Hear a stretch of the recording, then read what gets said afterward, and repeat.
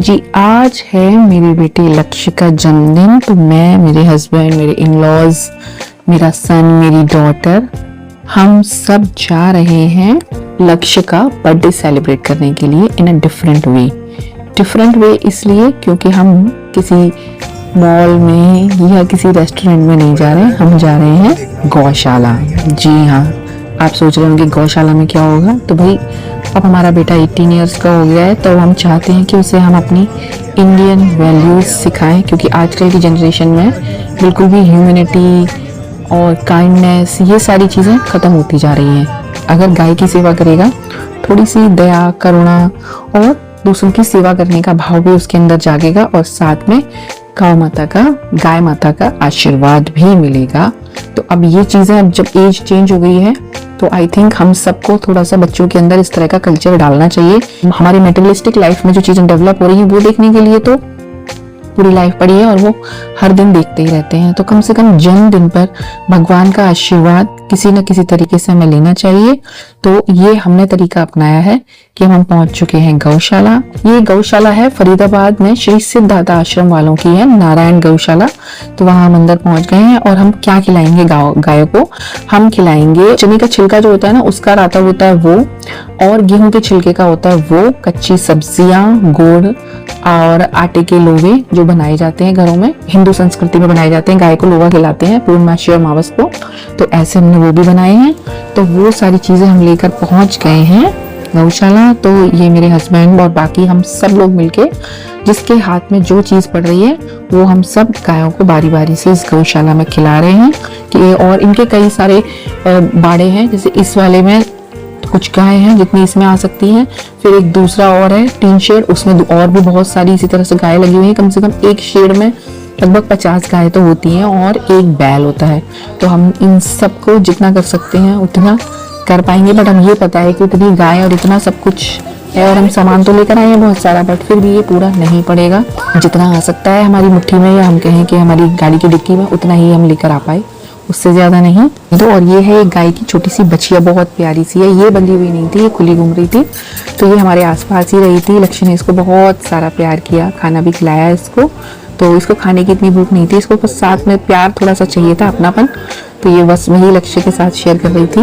और ये गाय है बहुत सारी, इसलिए ये लगता नहीं है कि पूरा पड़ेगा। दोनों हाथों से करेंगे हम सब मिलके, फिर भी ये पूरा नहीं पड़ेगा, ये कम ही पड़ेगा। जिस तरीके से गाय खा रही थी, मतलब ले रही थी हमारा खाना, कच्ची सब्जियां, खीरे, लौकी वगैरह और गुड़ वगैरह जो हमने खिलाया, तो लग रहा था कि हाँ, ये हमारे प्यार को स्वीकार कर रही हैं और हमें आशीर्वाद दे रही हैं। और ये सब, और लक्ष्य का बर्थडे है थोड़ी देर में, ये तो पूरा पैकेट ही लेके भाग गया, कह रहा है कोई नहीं खिलाएगा, मैं ही खिलाऊंगा सारा। फिर सोचा कि छोड़ो, इसका जन्मदिन है, इसका मन है, तो इसको करने दो। और कहते हैं कि गायों में 33 कोटि देवी देवताओं का वास होता है, तो इससे अच्छा और क्या हो सकता है कि हमारे बेटे को इतने सारे देवी देवताओं का आशीर्वाद एक साथ मिले। यहाँ पर एक बैल महाराज भी है। नंदी बेटा देखो, नंदी ये रहा, समृद्धि, ये नंदी देख रही हो बेटा, समृद्धि नंदी। अच्छा लक्ष्मी भाई को दे दो यार, मैंने एक भी नहीं आप तो इसको, इसी को दइयो। इधर जय बोले।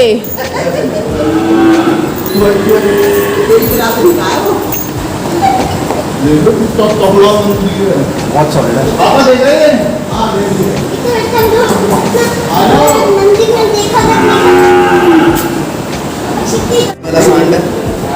यहाँ पे रख लिया भंडार देखने से, हमारा बेटा भी परेशान है कैसा।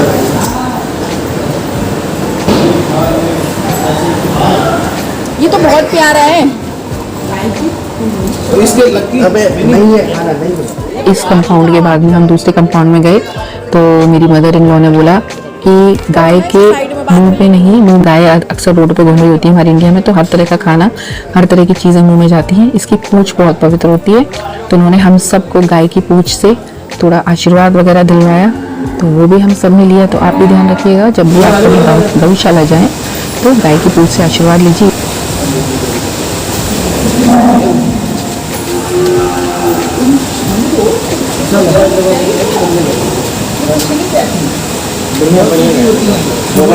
ये सब कुछ बिल्कुल वैसा ही है जैसे कहते हैं ना कि मानो तो गंगा माँ हूँ, और न मानो तो बहता पानी। तो बस अगर आप माने तो गाय में देवी देवता हैं हमारे, बैल में हमारे भगवान शिव के नंदी हैं, और अगर नहीं माने तो ये सब एक साधारण से जानवर हैं। तो बस आप पर डिपेंड करता है कि आप किसको कैसे लेते हो, कितनी पॉजिटिविटी के साथ आप अपने आसपास के माहौल को, आसपास के जीवों को स्वीकार करते हो और उन्हें प्यार देते हो और उनसे पॉजिटिविटी लेते हो।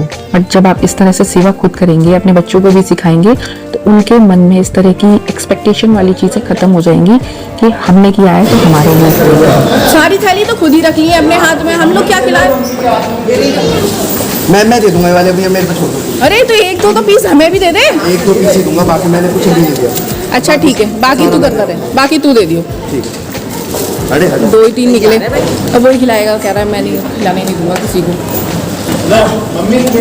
ये नहीं दे रहा, मना कर रहा है, कह रहा है मैं ही खिलाऊंगा, मैं नहीं किसी मेरे को। पास है ना। और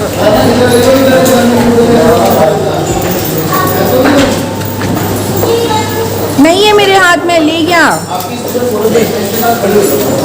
अच्छा, बहुत सारे लोगों को ये मतलब सोच रहती है या ऐसा लगता है कि उन्हें किसी की बुरी नज़र लग गई है या किसी ने उन पर कुछ किया कराया है। इस तरह के बहुत सारे लोगों के दिमाग में चीज़ें चलती रहती हैं।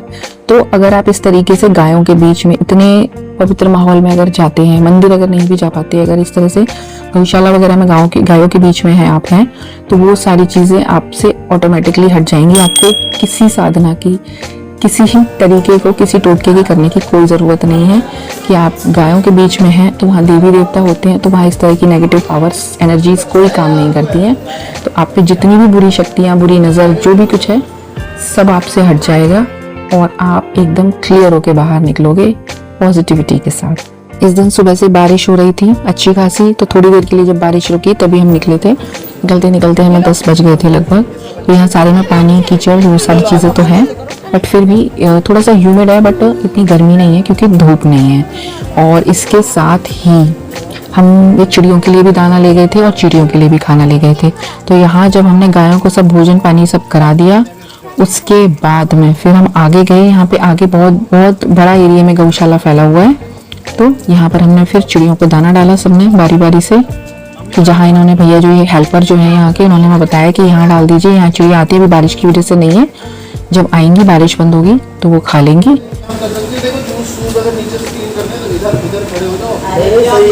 अरे आगे जाना है, वहाँ पर भी सब मिट्टी में ही होंगे, कोई क्लीन मत कराओ, ऐसी रहने दो। वहीं लगा ले गाड़ी, वहाँ चिड़ियों को खिला लेंगे। तो अब हम आ गए हैं गायों को खाना पीना खिला के। गुड़, आटा, सब्जियां, सब कुछ खर वगैरह था, वो एकदम से नहीं खिला सकते, वो सोक करनी होती है। तो लक्ष्य ने वो पूरा बोरा लेके इनके, एक इन्होंने बताया था कि एक बड़ी सी नाद है, उसमें डाल दो, अब भूल जाएगा, जब भूल जाएगा तो हम खिला देंगे। तो वहां पर डाल दिया, वो खिला दिया। और अब हम जा रहे हैं चिड़ियों के लिए आगे। और यहाँ पर हम ले गए थे टूटे हुए छोटे छोटे चावल, तो इन चावलों को अब हम चिड़ियों के लिए डाल देंगे।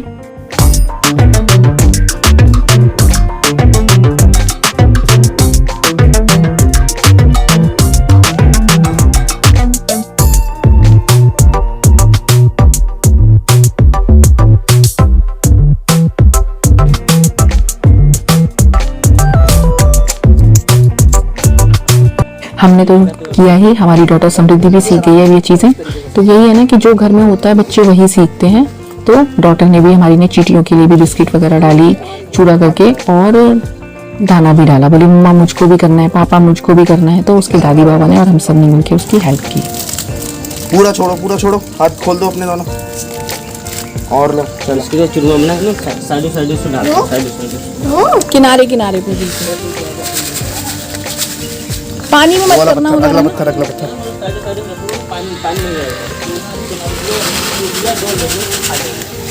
बहुत बढ़िया। और तो अगला पत्थर।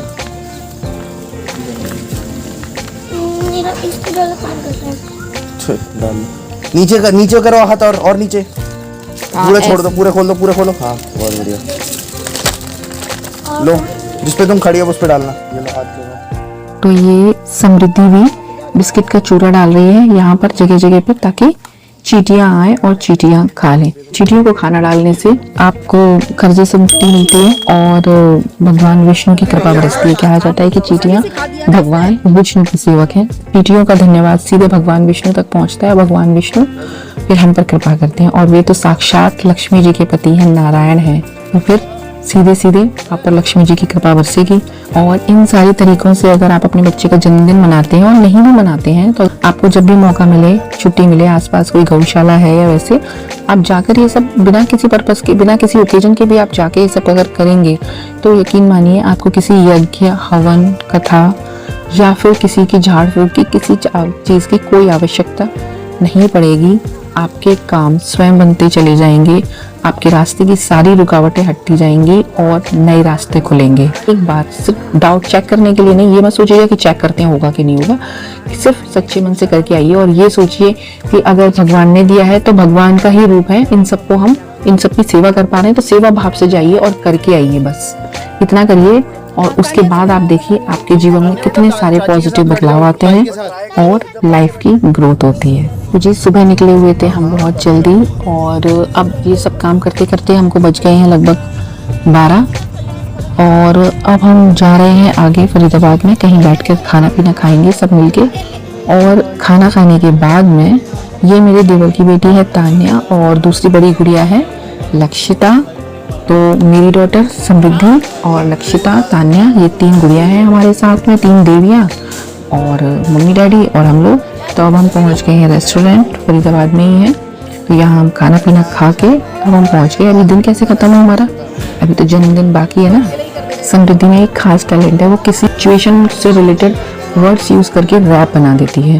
तब दादा दादी जी भी साथ में थे और बर्थडे था लकी भैया का, तो उसने एक फटाफट से एक सिचुएशन को देखते हुए, थोड़ी देर के लिए हम बैठ गए थे बाहर फ्रेश एयर में, तो यहाँ उसने फटाफट से एक रैप बना दिया दादी और दादाजी के लिए, और साथ में ऐड कर दिया कि लकी भैया, हैप्पी बर्थडे लकी भैया। निकल गई बच्चों के स्कूल, वहीं पर उनको दादा मिल गए। दादा बैठे मम्मी पास बैठे पापा, यहाँ पर दादी अकेली। बोलो भैया क्या करे दादी, बोलो।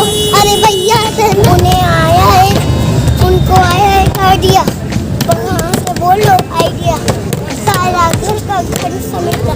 लाइक अब बोलो हैप्पी बर्थडे लकी भैया। अरे हैप्पी बर्थडे बोलो दादी बर्थडे, दादी बर्थडे, और फैमिली के साथ क्वालिटी टाइम स्पेंड करने के बाद में हम सब पहुँचे एक पार्क में, जहाँ हम सब ने बच्चों ने तो मस्ती की, साथ में सबसे अच्छा ये लगा कि मम्मी जी और डैडी जी ने भी अपने पुराने दिनों को याद किया और उन्हें बहुत अच्छा लगा।